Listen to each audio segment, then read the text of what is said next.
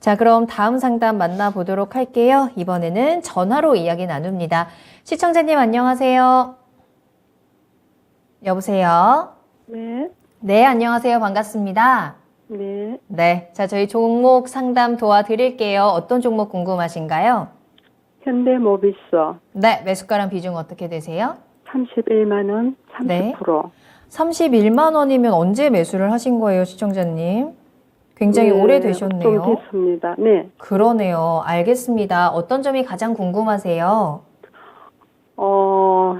이게 그 물적 분할이 될지 인적 분할이 될지 정확한 걸 잘 모르겠는데 네. 두 개 회사로 그 모비스에서 또 이렇게 자회사로 된다고도 하고 했는데 그게 어느 방향으로 갈 밖에 좀 더 가능성이 보이는지 하고요. 네. 미국 전기차 공장이 들어가니까 일부 모비스도 가서 또 공장을 한다고 하는데 그런 거로 볼 때 이 현재 가격에서 31만 원까지는 언제 갈지 모르지만 어느 정도 좀 갈 가능이 있는지 보유하면은 그런 것들을 좀 알고 싶습니다. 알겠습니다. 궁금하신 점들이 많으신 것 같아요. 일단 현대모비스의 이 지배구조 개편에 대한 부분 한번 정확하게 확인을 해보도록 하겠고요. 앞으로 네. 조금 더 길게 봤을 때 현대모비스의 주가가 어디까지 갈 수 있을지 그 목표가라든지 대응 전략까지 한번 체크를 해보도록 하겠습니다. 이재필 전문가님 연결해 드릴게요. 네. 네, 시청자님, 안녕하세요. 네, 안녕하십니까? 예, 반갑습니다. 매수하신 지가 굉장히 오래되셨네요. 2021년, 그러니까 뭐 지금 한 1년 반, 1년, 네. 예, 한 이때 초 정도, 봄 정도에 매수하신 것 같은데, 아이고, 고점에서 잡아갖고 마음고생이 되게 심하셨을 것 같습니다. 한 26만 원대에서 팔려고 하다가 또 예. 놓쳤습니다. 예. 원래 잘 그래요, 보면 이게 주식이. 네. 자, 이게 물적 분할, 인적 분할 관련해 갖고는 지금 아직까지 정해진 바는 없습니다. 그런데 지금 요즘 분위기를 이렇게 보게 되면요. 물적 분할을 한다고 얘기를 했다가도 철회를 하는 기업들이 상당히 좀 많이 생겨요. 그게 네. 이 주주들의 반발이 이 소액주주들이 예전 같지가 않고 사실 그렇습니다. 뭐 이 현대모비스 같은 경우는 모르겠지만 작은 회사들 같은 경우는 이 3% 이상 같은 경우는 법률은 다 똑같고요. 3% 이상이 되게 되면 감사나 뭐 이런 선임을 할 때 이 대주주가 3%까지, 요 정도까지 지분율을 행사를 못 하거든요.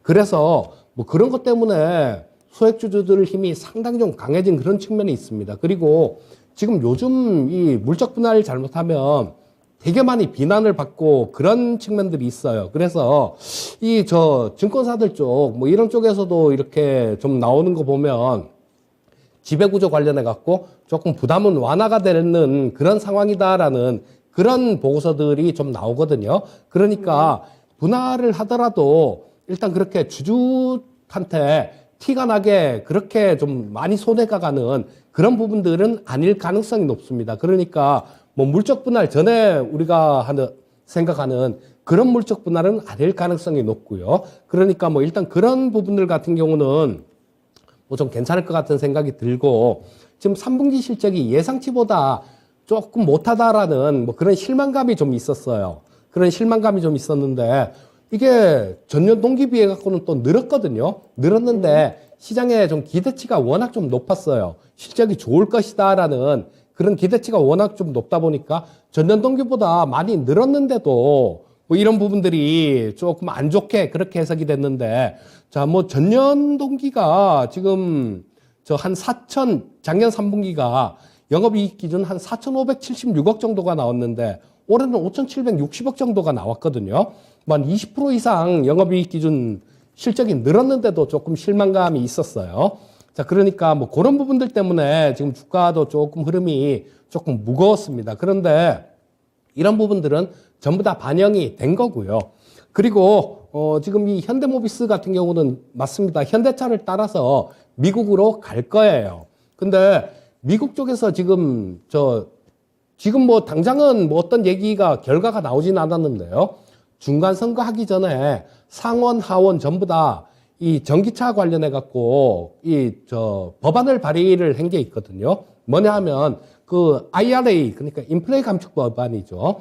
전기차에 대해서 우리나라 기업들 혜택을 못 받는 그런 걸로 처음에 법안이 됐는데, 수정 법안을 상정을 했는데 그 내용은 그렇게 바뀌었었어요. 그 바뀐 내용에는 미국에다가 공장을 지었거나 또는 지금 현재 건설하고 있는 기업들, 그러니까 우리나라 기업들 같은 경우는 뭐 현대차도 그렇고 기아차도 그렇고 전부 다 건설을 하고 있으니까요. 아마 거기에 해당이 됩니다. 그래서 이런 부분들도 좀 그런 혜택을 받을 수 있을 거예요. 그리고 이게 꼭 돼야 되는 게 뭐냐 하면 현대차 같은 경우도 전기차를 못 파는 거, 이것도 문제지만요. 이 연비 관련해 갖고 평균 연비라는 게 있어서 일정 파는 그 미국에다 자동차를 판 거, 거기에 평균 연비가 얼마 이상 돼야 된다라는 그런 게 있어요. 그래서 이 전기차를 안 팔면 그 연비를 맞출 수가 없기 때문에 또 벌금이 있거든요. 그래서 이거는 정말로 돼야 되는 거고 이게 될 것 같은 생각이 들어요. 자, 그렇다면 이 현대모비스 같은 경우도 실적 부분들이 뭐 올해보다 내년에 점점 좋아질 거고요. 그리고 또 경기 자체가 그렇게 봅니다. 지금 현재 상태는 되게 내년이 조금 되게 깝깝한 뭐 그런 상황이 내년 뭐 초 정도, 그리고 그러니까 1, 2분기 정도에는 좀 되게 깝깝한 그런 상황이 한번 올 수는 있을 것 같습니다. 그런데 뭐 그런 걸 한번 겪고 나면 내년 하반기부터는 경기가 좀 좋아질 걸로 그렇게 생각이 돼요.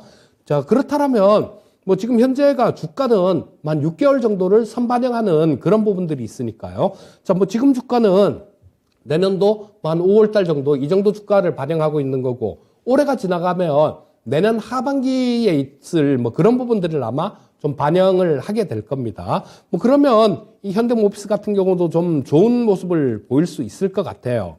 자, 그리고 지금 뭐 근데 매수하신 가격이 조금 좀 너무 높습니다. 지금 31만 원 정도면.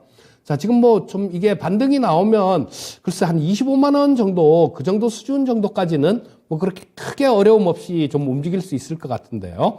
자, 뭐 30만 원대 이상으로 가려면 이 내년에 그러니까 그냥 초부터 시작해갖고 좀 반영이 된다고 하더라도 내년은 좀 지나가야 한 30만 원 이상 정도는 가능할 것 같거든요. 근데 뭐 내년에 상반기에 조금 안 좋은 시기를 겪었다가 하반기부터 좀 좋아진다라면 후년에는 좀 더 좋아진다는 얘기예요. 그리고 아마 미국 같은 경우도 후년에는 미국의 대통령 선거가 있기 때문에 만약에 경기가 안 좋게 그 방치를 할 수는 없을 겁니다. 그래서 아마 내년 하반기부터는 좀 좋아질 거니까 주가 자체도 한 내년 정도나 아니면 내후년 정도 그쯤 되면 매수하신 가격보다는 훨씬 좀 위에 있지 않을까 싶은 생각이 들어요. 그래서 뭐 지금 현재 이렇게 목소리도 들어보고 그러면 시청자님께서는 뭐 종목도 현대모비스를 다 치려고 매수하신 건 아닐 거고요. 뭐 조금 차분하게 이렇게 길게 시간을 조금 이렇게 갖고 기다리실 수 있는 그런 분인 것 같은 생각이 들거든요. 자, 뭐 조금 이렇게 길게 들고 가시면 매수하신 가격 이상에서 매도하실 수 있을 것 같습니다. 네. 시청자님, 현대모비스에 대해서 우려되는 여러 가지 부분들은 어느 정도 좀 해소가 될 수 있는 부분이다라고 저희가 정리를 할 수 있을 것 같고요. 다만 매수가까지 올라오는 데는 시간이 좀 필요하긴 하겠지만 기다리면 반드시 좋은 날이 올 것 같다라고 이런 부분들 체크를 해드렸습니다. 도움이 좀 되셨을까요? 네, 감사합니다. 네, 너무 걱정하지 마시고요. 또 궁금한 네. 거 있으실 때 전화 주세요. 네, 감사합니다. 네, 감사합니다. 자, 이렇게 현대모비스까지 진단 도와드렸습니다.